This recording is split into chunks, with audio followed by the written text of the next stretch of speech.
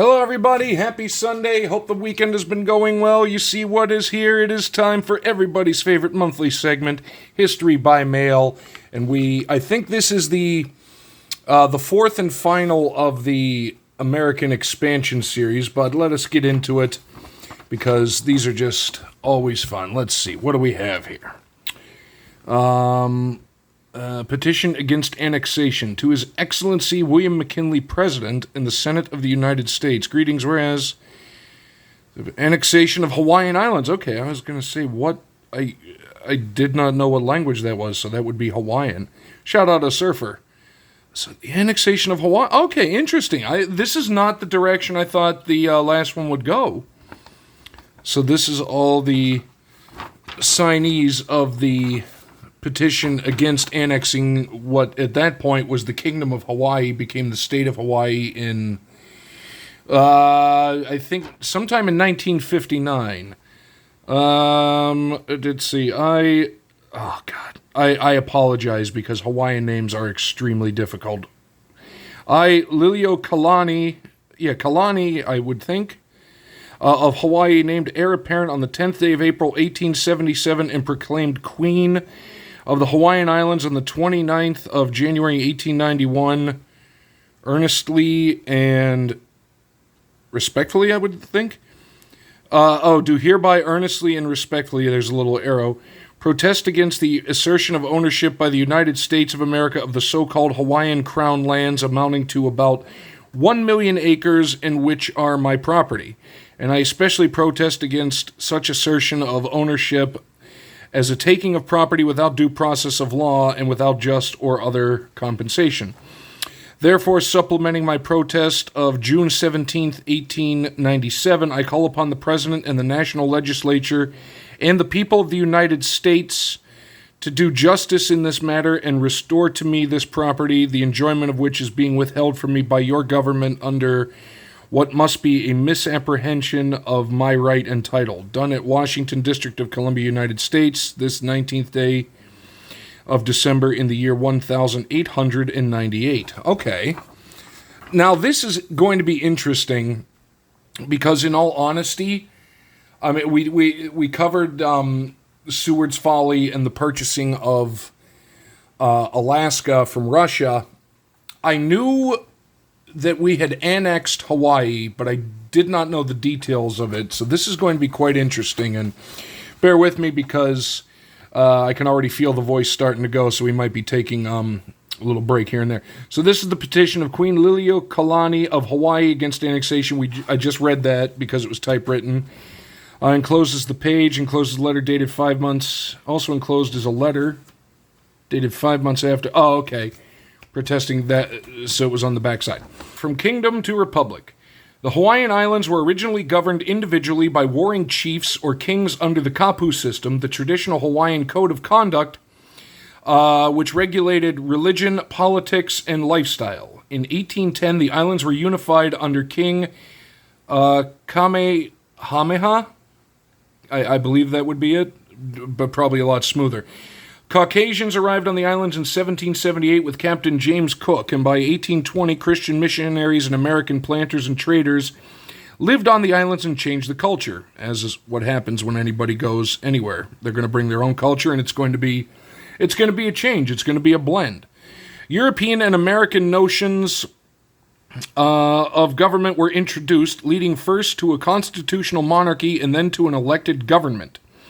In 1887, white landowners and businessmen known as haoles, that is a term I'm weirdly familiar with. It's if you're a white person and somebody of Hawaiian descent calls you that, know that they usually don't mean it with anything good behind it.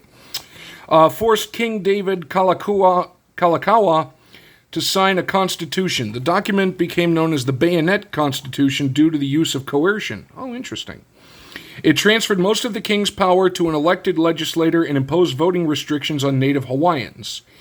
That same year, King Kalakaua granted the U.S. government exclusive use of the Pearl Harbor Inlet to maintain a naval coaling and repair station. Remember that name, kids. That will come in. That will be seen in history not too much longer.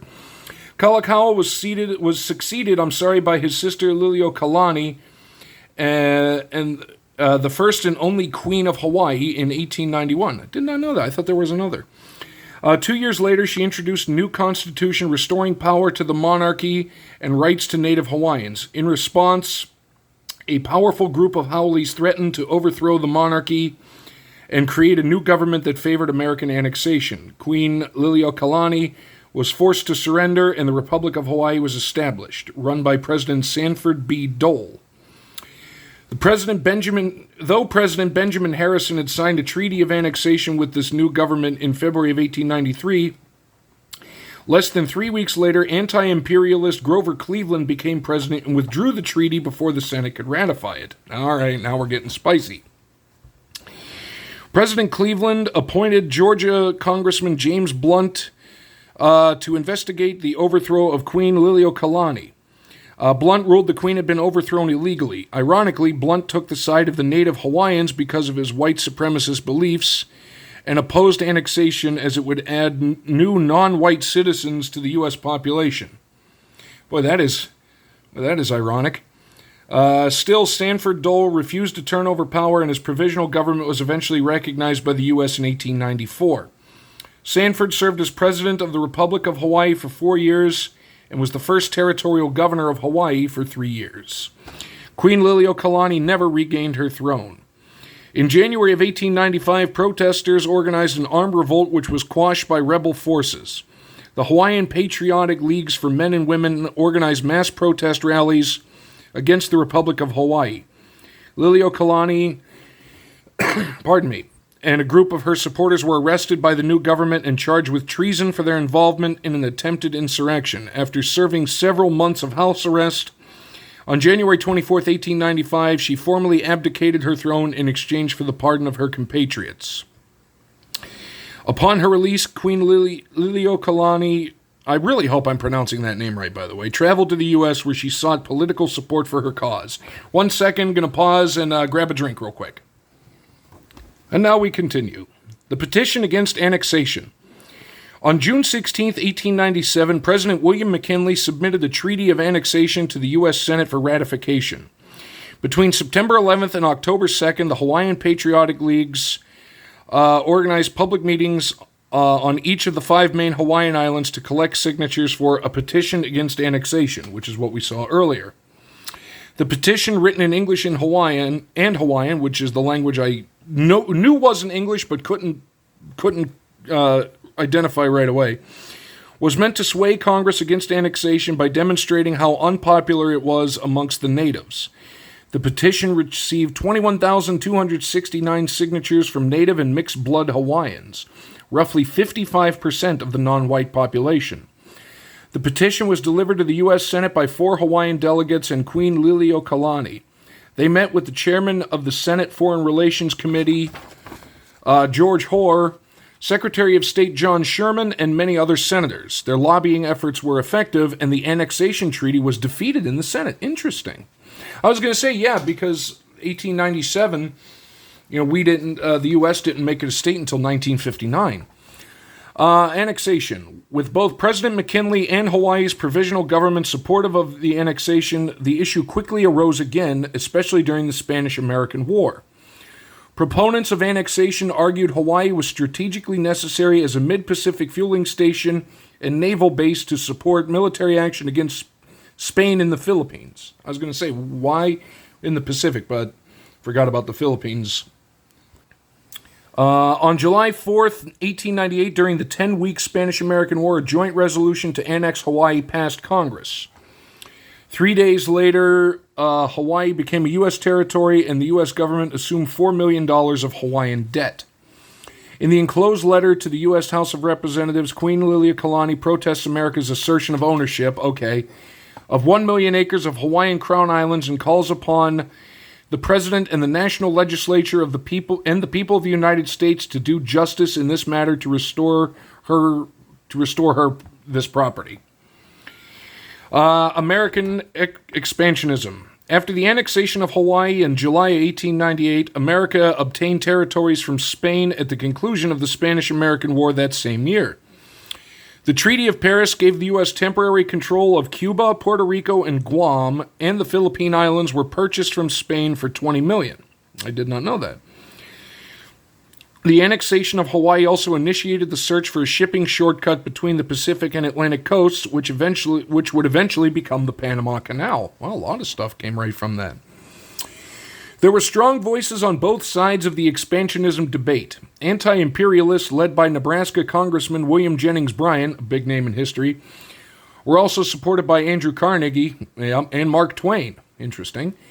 They believed imperialism violated the American principle of consent of the government. The Hawaiian natives had not consented to annexation, and the Philippine independence movement had turned from anti-Spain to anti-America after the Treaty of Paris. Well, as is the way with that. Treaty of Paris, sorry, I got lost. Pro-imperialists were led by Secretary of State John Hay and supported by Secretary of War Elihu Root, as well as Theodore Roosevelt. These voices argued that a Japanese takeover of Hawaii would be inevitable without annexation, since roughly a quarter of Hawaii's population was Japanese, and would pose a serious threat to the U.S. military and trade interests. And from territory to state, territorial status meant Hawaii had a single non-voting U.S. congressman and could export their products to the U.S. with low tariffs. However, the low tariffs simply benefited white landowners. At this point, many Hawaiians began to push for statehood. Even though they had originally opposed annexation, they now wanted the same rights as the other full U.S. citizens. And honestly, it makes sense. These rights included votes in Congress and the right to elect their own judges and governors. It took 6 decades before Hawaii became a state, despite multiple proposals to Congress. Some were skeptical that a non-contiguous territory, especially one 2,000 miles from the U.S. coast, could be a viable state. Well, a 1937 congressional committee found Hawaii met the qualifications for statehood, but the attack at Pearl Harbor put the conversation on hold. After decades of lobbying in Washington, Hawaii's statehood bid gained traction in the 1950s. Many felt Hawaii's prominence in World War II solidified its identity as a full part of America. Congressional conversation over Hawaiian statehood was combined with Alaska's bid. Since Alaska was a Democratic-leaning territory and Hawaii leaned Republican, combining their bids to maintain political balance had a better chance of passing both chambers in Congress. In 1959, Alaska was approved first as the 49th state, followed by Hawaii. After 93% of Hawaiians voted in a statewide referendum in favor of statehood, Hawaii officially became a state. That's real. Oh, and this is the 4th and final document in the American Expansion series. There's the link. And now that means next month they're going to start a new series. And what a fascinating thing. I've said it before many times, actually, with History by Mail, that I'm going to learn things I didn't know. And like I say, I knew that we had annexed Hawaii at some point, and I knew it became a state in 1959. Pretty much everything else that I just read in this letter was either new information to me or stuff I had forgotten about because it was touched on very briefly. But again, that's one of the joys and why I absolutely love doing History by Mail, and I hope you love listening to it as well. So thank you for joining me on this Sunday. Hopefully you enjoyed it, and we will see you next time.